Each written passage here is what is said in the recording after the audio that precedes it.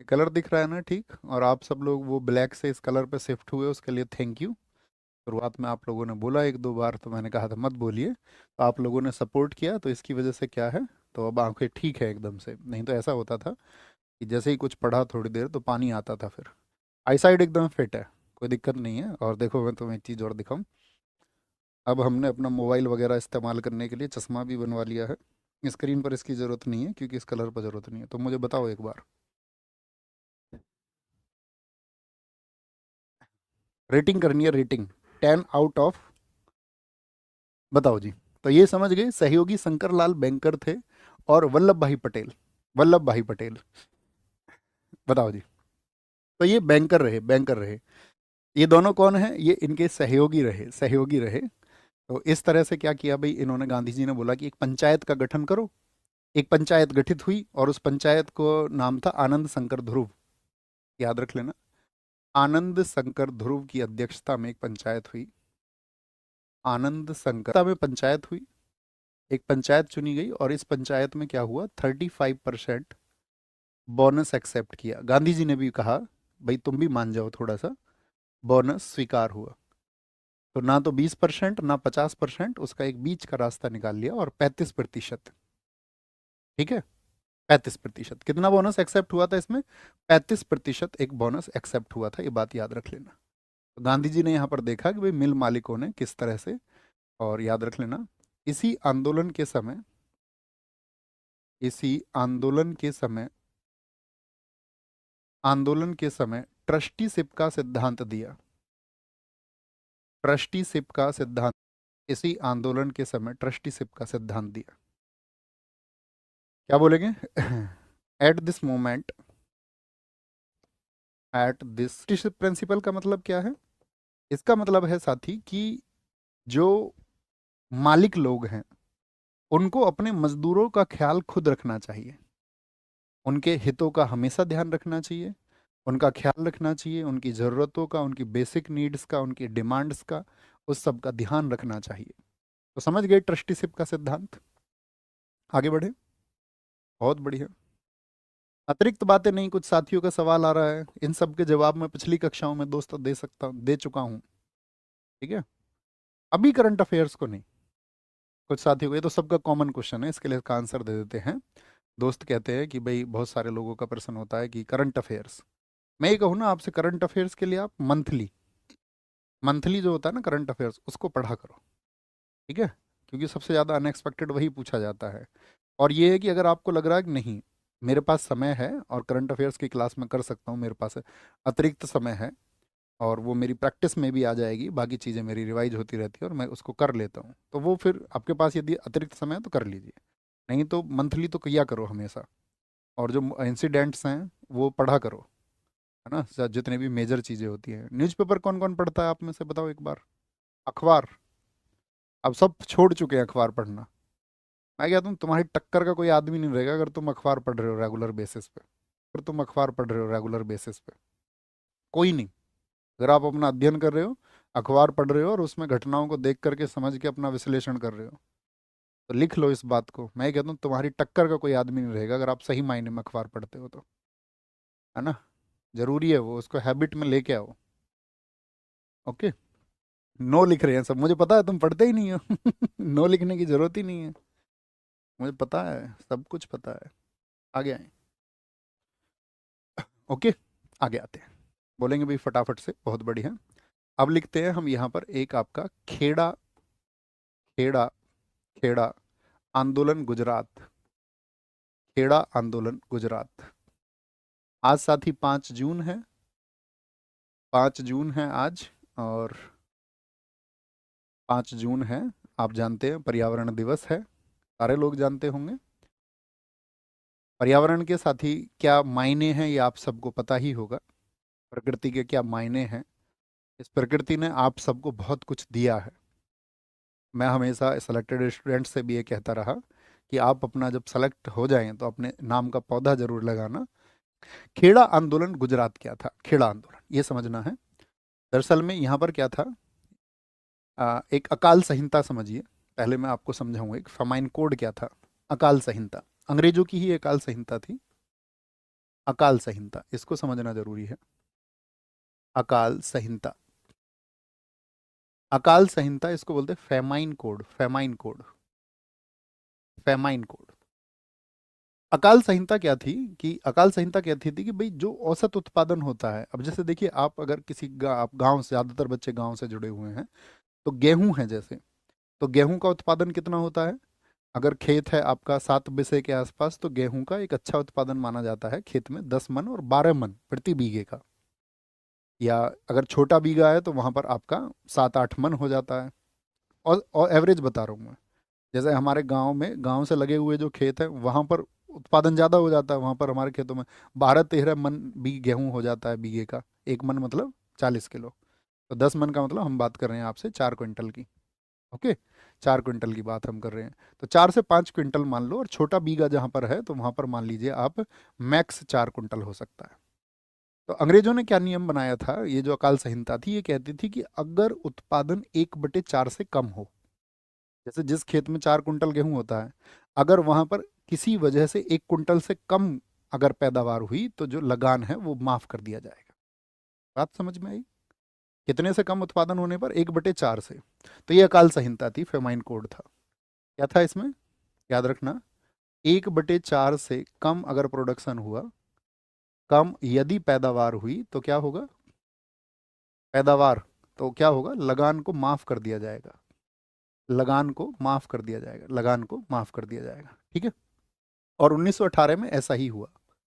1918 में ऐसा ही हुआ, गुजरात के खेड़ा में ऐसा ही हुआ, ठीक है।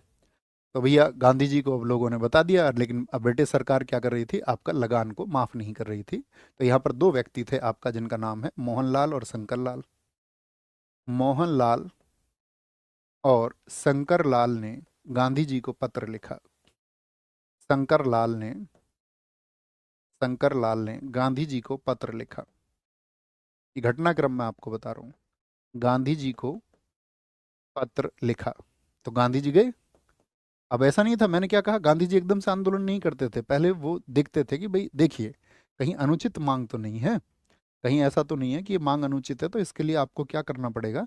पहले वहां पर इन्होंने आपका लोगों से बोला कि भाई एक समिति बनी जिसने देखा और ये जांच की कि उत्पादन क्या सही मायने में कम हुआ है। बोलेंगे भी फटाफट से, तो आप कहोगे हाँ, सही मायने में ये कम हुआ है। सर चंपारण, खेड़ा और अहमदाबाद यह सही क्रम है, लेकिन आप क्रम चेंज क्यों किए? नहीं, सही क्रम ये नहीं है जो आपने दिखाया यशपाल, सही क्रम ये है जो हम लिख रहे हैं। तो क्या बोलेंगे? ए और खे से याद रखिए। देखो अहमदाबाद और खेड़ा में बहुत साथी कंफ्यूज हो जाते हैं, अहमदाबाद और खेड़ा में। तो ऐसे याद रखिए, हिंदी लेटर से याद रखिए। अहमदाबाद में ए और या ए ये हमेशा पहले लेटर आता है, और खेड़ा यानी कि के और खे बाद में आते हैं। हम सब करें, बात क्लियर हो गई? तो याद रखेंगे ना ऐसे हमेशा, ए फॉर अहमदाबाद या ए फॉर अहमदाबाद ये पहले आएगा हमेशा। क्योंकि बहुत साथी क्रम को मैच करते समय कई बार गलती करते हैं, और जब हम पढ़ते थे इन सब चीज़ों को तो हमें भी कन्फ्यूजन होता था, है ना, तो उसको हम जानते हैं। तो क्या बोलेंगे? गांधी जी को इन्होंने पत्र लिखा, और यहाँ पर जो इनके गांधी जी के सहयोगी हुए, सहयोगी, जब गांधी जी यहाँ पर आए तो सहयोगी यहाँ पर हुए आपका अनुसुईया बेन। ये तो पहले से ही गांधी जी के साथ हो गई थी मिल मजदूर के समय से, मिल मजदूरों के समय से। एक गांधी जी के सचिव हैं महादेव देसाई। महादेव देसाई कौन थे? गांधी जी के साथ रहते थे, उनके सेक्रेटरी थे, उनकी हर चीज का ख्याल रखते थे। सरदार वल्लभ भाई पटेल, सरदार वल्लभ भाई पटेल वहां पर भी थे, और सरदार वल्लभ भाई पटेल यहाँ पर भी थे। और सरदार वल्लभ भाई पटेल यहाँ पर अपनी वकालत को छोड़कर आए थे, अपनी वकालत छोड़ कर के ये यहाँ पर आए, वकालत छोड़कर। हालांकि ये फिर बाद में ज्वाइन कर लेते हैं, लेकिन जब असहयोग आंदोलन शुरू होगा, नॉन कॉपरेशन मूवमेंट, फिर ये फाइनली अपनी वकालत को छोड़ करके, क्योंकि उस समय पर एक नारा दिया जाएगा वकालत छोड़ो, अंग्रेजों की हर चीज का बहिष्कार होगा असहयोग आंदोलन में। तो कहानी समझ में आई? तो ये गांधी जी के सहयोगी बने, और यह इन लोगों ने जांच की कि क्या सही में आपका एक क्या बोलेंगे आपका, क्या सही मायने में आपका जो पैदावार है, प्रोडक्शन है, वो 1/4 से कम हुआ है, और उसको सही ठहराया गया कि हाँ, सही मायने में जो पैदावार है वो कम हुई है। तो गांधी जी ने फिर आपका ब्रिटिश सरकार को यहाँ पर एक मतलब 1 वीक का टाइम दिया, 1 सप्ताह का शुरुआत में, कि भाई देख लीजिए। तो ब्रिटिश सरकार मानने को तैयार नहीं थी यहाँ पर रेवेन्यू फ्री करने के लिए।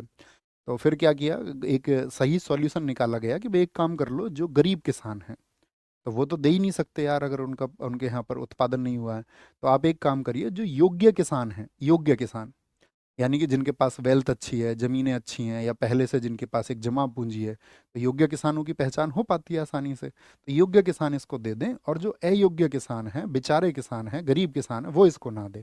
तो इस बात पर सहमति बन गई थी, ठीक है। और इसमें लगभग 6% के आसपास, 6% के आसपास, 6.03% पर ये रेट तय हो गया था। लेकिन किसने दिया था? वो भी योग्य किसानों ने।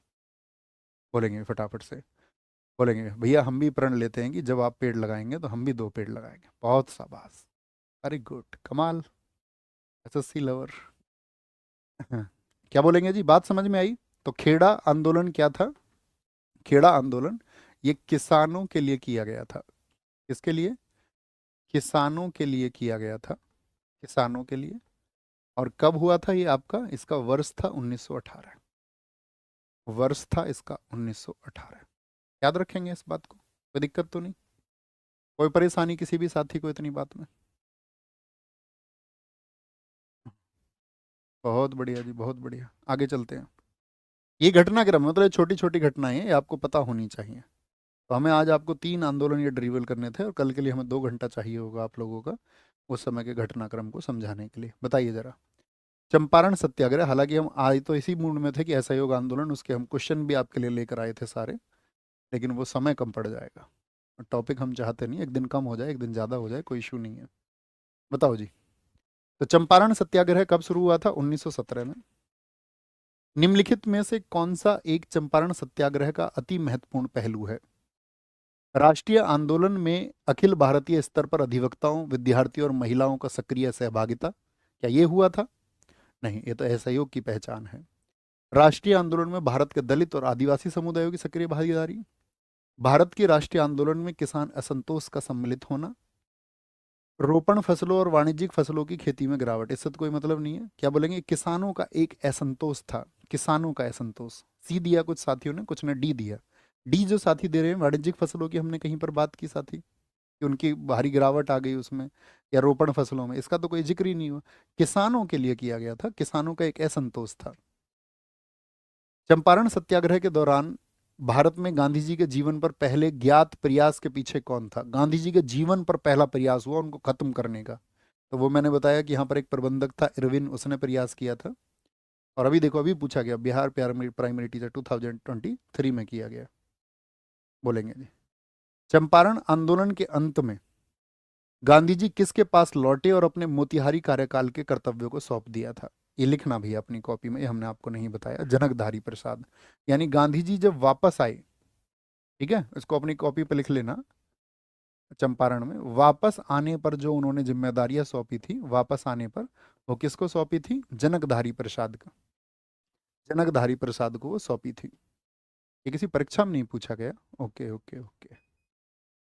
बोलेंगे जी। महात्मा गांधी ने अहमदाबाद में मिल मजदूरों की सफल हड़ताल का नेतृत्व किस वर्ष में किया था? अहमदाबाद में, अहमदाबाद में, ये आपका 1918 में, ठीक है, 1918 में, 1918 में।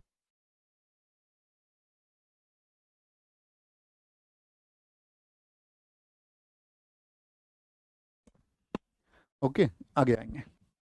निम्नलिखित घटनाओं को कालानुक्रमिक रूप से संयोजित करिए। अहमदाबाद मिल हड़ताल, चंपारण सत्याग्रह, सत्याग्रह सभा का संस्थापन, और जलियांवाला। तो जलियांवाला कब हुआ था? पहले सत्याग्रह सभा बनी थी, आप सबको पता होगा। सत्याग्रही पत्र शुरू हुआ था। 6 अप्रैल गांधी जी ने उम्मीद, आपका क्या बोला था, अपील की थी साबरमती से। जलियांवाला 13 अप्रैल 1919 को हुआ। तो ये दोनों घटनाएं 1919 की हैं। लेकिन पहले क्या, सत्याग्रह सभा बनी थी, और फिर उसी की वजह से जो आंदोलन हुआ सैफुद्दीन किचलू, हमने आपको बताया, डॉक्टर सत्यपाल गांधी जी की गिरफ्तारी के विरोध में। चंपारण 1917 में हुआ, अहमदाबाद मिल मजदूर 1918 में हुआ। 2-1, 2-1-3-4 बन जाएगा। 2-1-3-4 सीडीएस में पूछा गया, अच्छे क्वेश्चन पूछे जाते हैं सीडीएस में। निम्नलिखित में से कौन सी खेड़ा के किसान आंदोलन की प्रमुख मांग थी? निःशुल्क सिंचाई सुविधा वो लोग चाह रहे थे? नहीं जी। वृक्षारोपण प्रणाली को छोड़ने की बात थी? नहीं। राजस्व वसूली शिथिल की जाए, revenue collection should be relaxed, should be relaxed. बहुत बढ़िया, बहुत शानदार। भैया खेड़ा बाद में हुआ, हाँ खेड़ा बाद में हुआ।